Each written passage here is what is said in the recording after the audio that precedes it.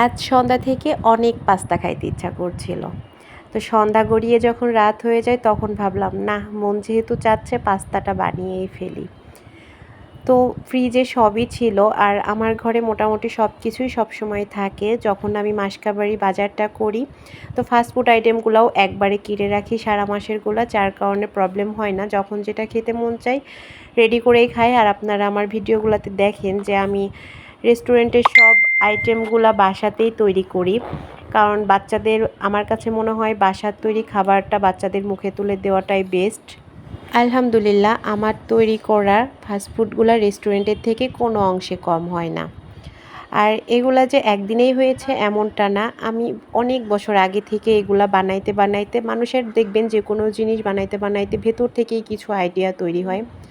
তো সন্ধ্যা থেকে যখন পাস্তাটা খেতে ইচ্ছা করছিল, ফ্রিজ থেকে আমি চিকেনটা বের করে নিলাম। আর দুধ জাল করা তো ছিলই, আমি আজকে হোয়াইট সস পাস্তাটা বানাবো। আমি হোয়াইট সসের মধ্যেও চিজটাও ইউজ করেছি, বাট বেক পাস্তাটা করি নাই। সসের মধ্যে একবারে চিজটা দিয়ে দিয়েছি, কারণ বেক পাস্তা করতে একটু টাইমটা বেশি দরকার হয়। এই পাস্তাটাই জাস্ট বেক করলেই ওভেন বেক পাস্তা হয়ে যায়। তো কারণ এই যে আমি যে হোয়াইট সসটা তৈরি করেছি না, এটার মধ্যেও চিজ দিয়েছি। তো যাই হোক, আমি হোয়াইট সসটা রেডি করে নেই, যেহেতু দুধটাও জাল করা ছিল, এর জন্য আর দেরি না করে সব কিছুই রেডি করে নিলাম। এখন আমি একটু টমেটো সসও দিয়ে দিচ্ছি, আমার কাছে ভালো লাগে একটু চিলি সস, একটু টমেটো সস, এগুলো অ্যাড করলে টেস্টটা ভালো লাগে।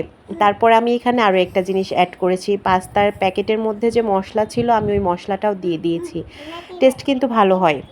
আপনারা চেষ্টা করবেন যখন হোয়াইট সস পাস্তাটা তৈরি করবেন সসের পরিমাণটা যেন বেশি থাকে, অর্থাৎ হোয়াইট সসটা যেন বেশি থাকে, তাহলে পাস্তাটা খেতে বেশি মজা লাগে। যদি সস কম হয় পাস্তা বেশি হয় সেক্ষেত্রে কিন্তু পাস্তাটা খেতে আটা আটা লাগে, ভালো লাগে না।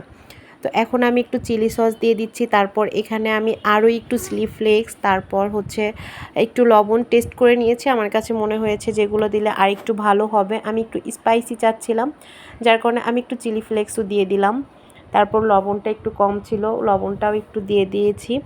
আর বাসায় তৈরি করলে কিন্তু নিজের টেস্ট অনুযায়ী সব কিছু বেশি করে দিয়ে নিজের মতো করে বানিয়ে নেওয়া যায়।